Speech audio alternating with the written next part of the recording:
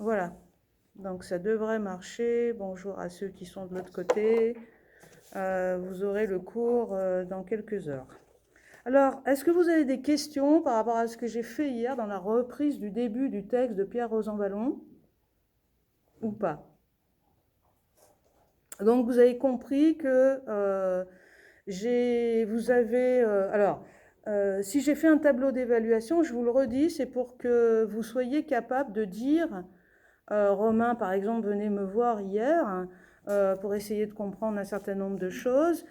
Calculez déjà, regardez, si vous additionnez la note d'expression et la note d'expression, la note de compréhension et la note de plan, vous divisez par 3, ce que je n'ai pas fait, puisqu'après il y a toutes les pénalités. Et par exemple, la compréhension, en fait, j'ai additionné la note de compréhension et la note de plan, et j'ai divisé par 2, et ça a fait votre note de compréhension. Donc, tout ça modifie, hein, en fait, les résultats. Mais il faut que vous puissiez lire les résultats. Et si vous voulez connaître votre niveau actuel en contraction, additionner expression sans enlever les pénalités fautes toutes les pénalités sur l'expression, la première note que vous avez en expression, qui est en fait le niveau de fluidité de votre langue, le niveau de fluidité et de simplicité de votre expression. Donc c'est la première note, et ce n'est pas la deuxième qui est en gras. Vous additionnez à ça la première note de compréhension, qui est aussi celle que vous avez sur le deuxième fichier, qui vous donne le détail en fait des points que vous avez gagnés ou perdus au fil du texte, et vous additionnez la note du plan, puisqu'en fait la construction de votre résumé, c'est quelque chose dont les correcteurs vont tenir compte aussi. Voilà, vous divisez par 3 et ça vous donne en fait votre niveau. Le problème, c'est que souvent vous avez, après il y a les pénalités et après votre travail. En fait, en autonomie, puisqu'il est bien clair que l'essentiel du travail maintenant, c'est vous qui le faites et nous, on est un peu que des accompagnateurs, si j'ose dire. Mais le travail que vous devez faire en autonomie, c'est d'éviter de perdre des points de pénalité, c'est tout. Donc, regardez bien les fautes que vous faites systématiquement. D'ailleurs, je n'ai pas encore corrigé toutes les dissertations pour les corrections de fautes, mais ce dont je m'aperçois, c'est que à partir du moment où vous ne précisez pas les règles dans la correction, moi j'ai donné des consignes précises en début d'année, il y en a encore qui ne respectent pas les consignes. Par exemple, il y en a un certain nombre qui ne numérotent pas la faute dans le devoir. Et moi, je ne vais pas perdre des heures à aller chercher les fautes que vous corrigez. Donc si je vous demande de numéroter les fautes dans le devoir, puis dans la feuille de correction, c'est pour déjà que je puisse, moi, ne pas perdre trop de temps. Après, je vous ai demandé de recopier les termes qui sont concernés par la faute. Alors c'est vrai que ça prend du temps. Et c'est vrai que vous vous dites, je ne veux pas perdre des heures à corriger mes fautes. Mais continuez comme ça et vous allez continuer à perdre des points. Parce qu'en fait, vous refaites toujours les mêmes fautes. Et vous refaites les mêmes fautes parce que de toute façon, vous manquez d'attention et ça n'a pas traversé votre cerveau. Ou en tout cas, ça l'a traversé tellement vite que votre cerveau n'a pas retenu la faute que vous êtes en train de faire. Quand vous corrigez une faute de verbe, d'accord, ou de temps, et que vous me précisez même pas, vous me mettez accord, continuez. D'abord, bon, là, ce coup-là, je ne vous ai pas redonné les points. Je vous en ai redonné que la moitié. Quand les fautes ne sont pas expliquées correctement, ça va, j'ai été généreuse jusqu'à présent. De toute façon, l'année prochaine, on ne vous donnera plus la possibilité, au concours blanc, on ne vous donnera pas la possibilité de récupérer vos fautes. Donc de toute façon, les points, vous allez les perdre. Moi, ce que je dis, c'est pour vous, parce que moi, j'ai rien à gagner, j'ai rien à perdre là-dedans. Par contre, vous avez tout à gagner, tout à perdre, parce que vous ne réussirez pas avec seulement les mathématiques ou avec seulement l'histoire-géographie. Vous réussirez parce que vous serez bon partout. Voilà, et c'est ça qui va vous permettre de réussir. Donc, faire l'impasse sur certaines matières, sous le prétexte que la contraction allait plus faiblement coefficienté, c'est une erreur, mais grossière. Grossière. Mais le jour où vous allez vous apercevoir de votre erreur, ça sera trop tard. Voilà. Donc, moi, je vous engage à aller gagner point par point, en fait, de façon à avoir de moins en moins de pénalités. Et là, vous verrez que vos notes, la note finale, elle sera beaucoup plus proche de la note qui dit votre niveau réel. Des remarques par rapport à ça? Non? Alors, j'en étais au paragraphe 4 et j'en étais à ce moment où, dans le plan, on est globalement dans la première partie du texte. Il y a quelque chose qui se révèle être une introduction, et puis après, on a compris que dans ce texte, il y avait la fin du texte qui allait aborder, dans la troisième partie, le cas de la démocratie américaine. Du coup, il était facile de déduire qu'il y avait un certain nombre de paragraphes qui étaient consacrés à la démocratie française, et du coup, il était facile de déduire qu'il y avait une première partie qui était faite de généralités. Et que dans cette première partie faite de généralités, et on en est là, il y a une première sous-partie qui, en fait, décrit les aspects de ce que Rosan-Vallon appelle l'indétermination de la démocratie, l'indétermination de l'essence de la démocratie, que moi j'ai plutôt appelé flottement ou ambiguïté.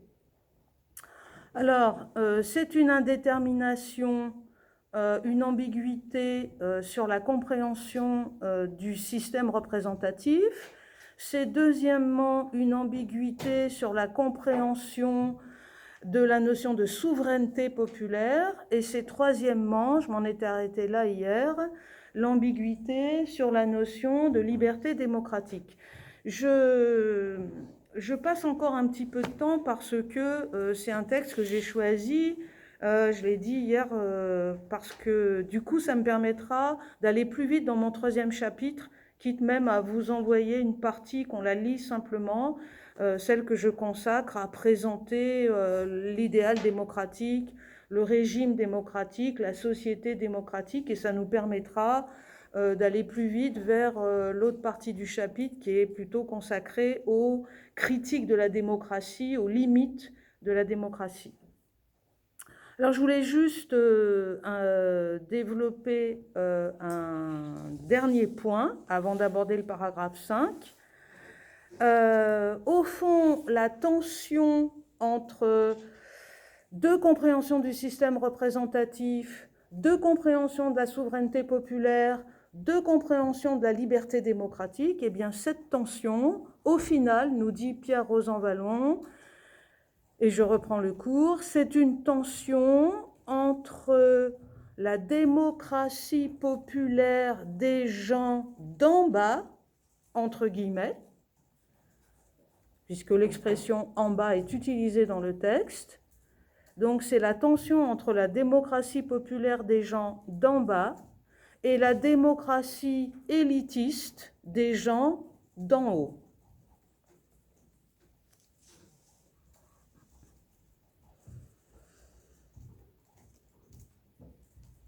Donc, si je reformule tout ce passage, voilà à peu près ce que ça donne. Ce que je vous ai noté, c'est la première reformulation. C'est-à-dire, je lis, je note très très vite ce qui me semble important, et après je reformule immédiatement. Et après, je travaille sur cette reformulation.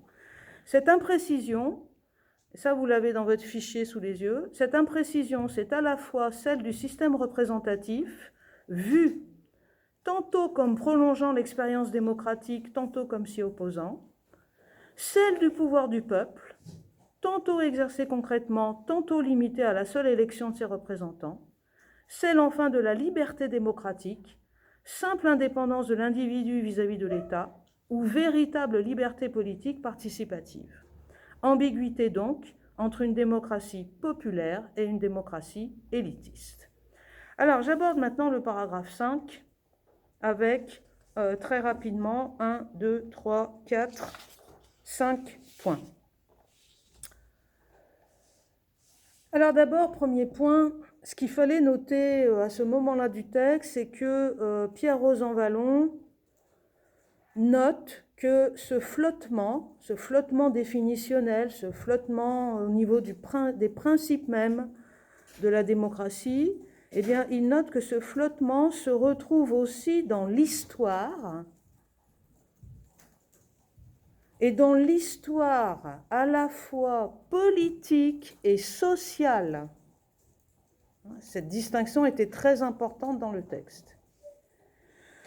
Donc ce flottement se retrouve aussi dans l'histoire à la fois politique et sociale des démocraties françaises et américaines.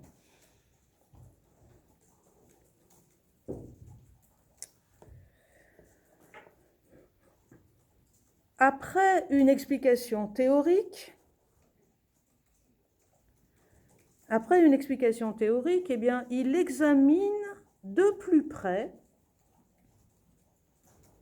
l'expression de cette indétermination démocratique. Donc il examine de plus près l'expression de cette indétermination démocratique dans l'histoire concrète.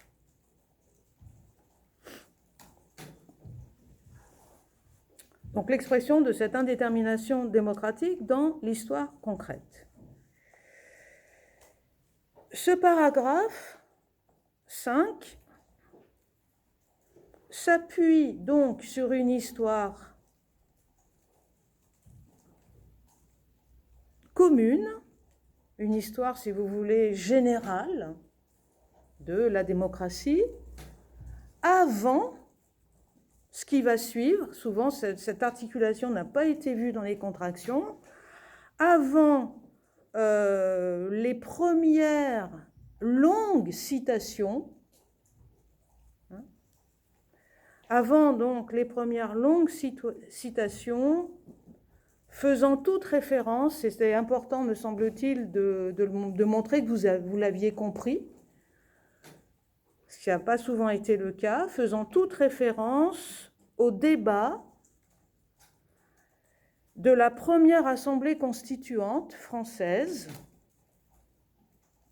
donc faisant toute référence, ces citations, au débat de la première Assemblée constituante française de 1789. Donc ce n'étaient pas des citations prises au hasard. Donc on est là dans ce qu'on appelle l'histoire politique. On est là avec des références de l'histoire politique. Alors du coup, ça vous l'avez sous les yeux. Moi, à ce stade, ça y est, j'ai le plan du texte. J'ai le plan du texte à peu près, et pour l'instant, pour ce que j'en ai débroussaillé, une introduction au paragraphe 1 à 3, l'histoire de la démocratie représentative, celle d'une forme à la fois nécessaire et imprécise du pouvoir politique. Après, j'ai la première partie. La première partie qui expose cette ambiguïté de l'idéal démocratique, et surtout, à l'intérieur de la première partie, j'ai les deux sous-parties. C'est-à-dire une première sous-partie avec la description de ces aspects de l'indétermination démocratique, donc de ces aspects flous de l'idée de démocratie, et puis une deuxième partie qui bascule dans la description historique, mais une description historique qui est encore générale, avant qu'elle devienne, dans une deuxième partie, beaucoup plus ciblée sur la démocratie française et sur l'histoire politique de la démocratie française. Et on sait que ça va englober en gros les paragraphes 6 à 11, puisqu'à partir du paragraphe 12, il est très clair. Pour vous, la fin du texte a été plus facile dans l'ensemble, et c'est vrai qu'elle était aussi mieux structurée par Rosanvallon.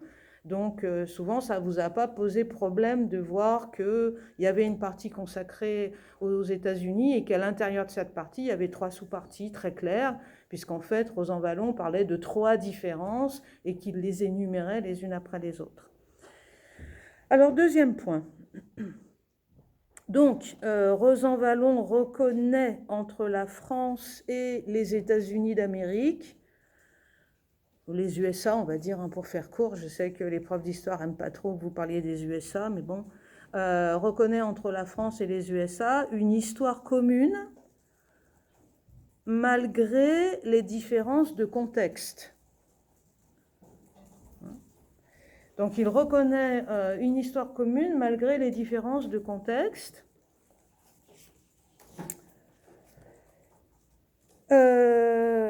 C'est-à-dire, troisième point, on a affaire à deux démocraties modernes, nous dit Rosan-Vallon, on a affaire à deux démocraties modernes qui reconnaissent immédiatement la nécessité du système représentatif. Donc on a affaire à deux démocraties modernes qui reconnaissent immédiatement la nécessité du système représentatif, entre guillemets, puisque c'est l'expression du texte. Il me semble qu'elle a été un peu difficile à ne pas réemployer, celle-là. Il parle dans le texte, il parle, mettez des guillemets, d'évidence pratique. Ça a été une évidence pratique, autant pour la France que pour les États-Unis.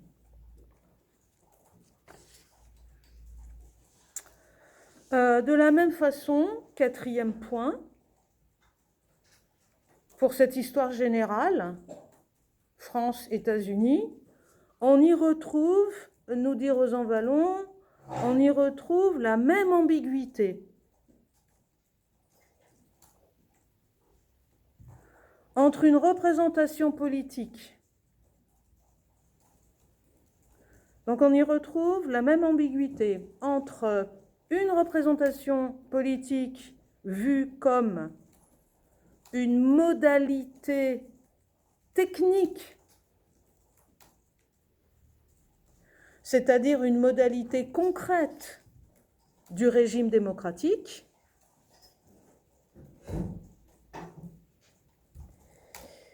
et entre parenthèses, et non d'ailleurs comme un principe ayant de la valeur. La représentation démocratique n'est pas, dans une première conception, c'est une simple modalité technique, et ce n'est pas un principe qui aurait une certaine valeur.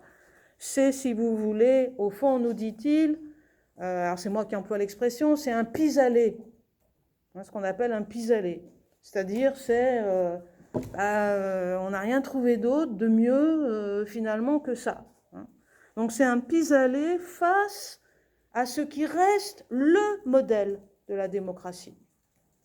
Et face à ce qui reste le modèle de la démocratie, qui est la démocratie directe. Et donc je disais, on retrouve cette ambiguïté entre cette conception-là de la représentation comme simple modalité finalement technique et comme simple pis-aller, mais pas du tout comme quelque chose qui a de la valeur et qui finalement exprime une véritable vie démocratique, et une autre conception, une vision beaucoup plus positive de la représentation, une vision beaucoup plus positive de la représentation, qui voit dans le système représentatif, qui voit dans la démocratie indirecte, eh bien, le juste reflet de l'évolution, le juste reflet des progrès de nos sociétés démocratiques.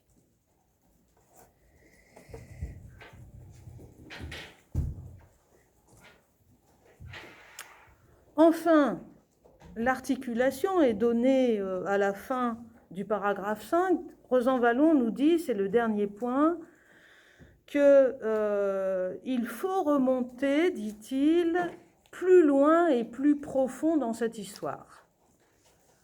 Donc il faut remonter plus loin et plus profond dans cette histoire, et on comprend qu'il va, à partir du paragraphe 6, basculer dans une deuxième partie du texte. Alors j'ai proposé comme reformulation de ce moment: l'histoire donne à voir les raisons et les manifestations de cette ambiguïté autour du système représentatif. S'il s'impose d'emblée aux deux jeunes démocraties françaises et américaines, il donne naissance à deux visions contradictoires. Solution pragmatique imparfaite face à l'idéal parfait de la démocratie directe, d'un côté, nouvelle forme plus élaborée de gouvernement de l'autre. Je poursuis donc, et là je vais intégrer en même temps les paragraphes 6 et 7, pour lesquels, dans la lecture, 4 points me semblent s'imposer. Excusez-moi, je manipule parce que sur YouTube,